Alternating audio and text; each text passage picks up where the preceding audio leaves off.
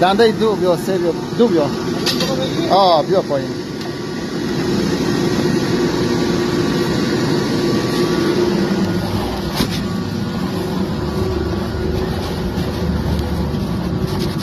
این چهار تمام از این نایسیمانی ها گذاشتیم که برای شولات، واریزی، دیگه بعضی مشکلات هایی که بچه ها مثلا وارد میشه، اینا باعث میشه که دیگه این مشکلات ها پیش نیاد.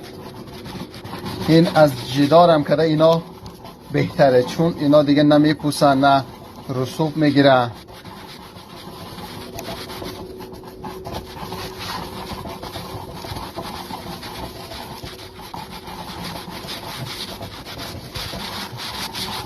تمام این 185 متر همش نای داره، هیچ جای باز نداره که باعث وارزی شوه.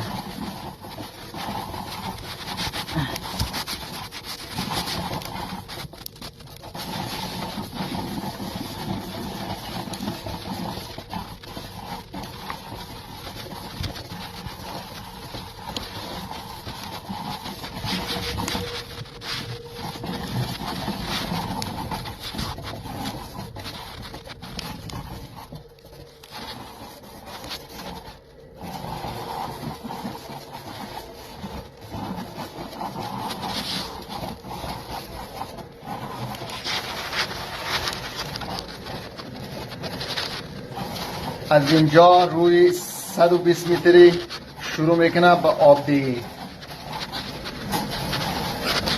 همینطور که رگای آب که مثلا هر 2 متر 3 متر به هر رگ آبی که میخوره کم کم تا روز 185 متری دیگه روزانه آب دهی داره. تا روز 180 متریش یه رگاب خیلی قوی خوبی داره که دیگه لوله‌شان دیگه پر شده الان.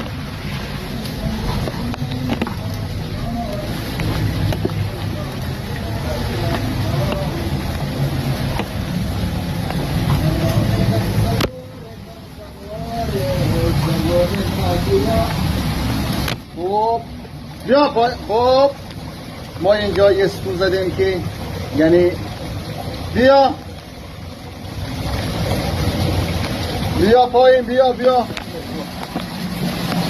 خب الان ما اینجا یه ستون زدیم.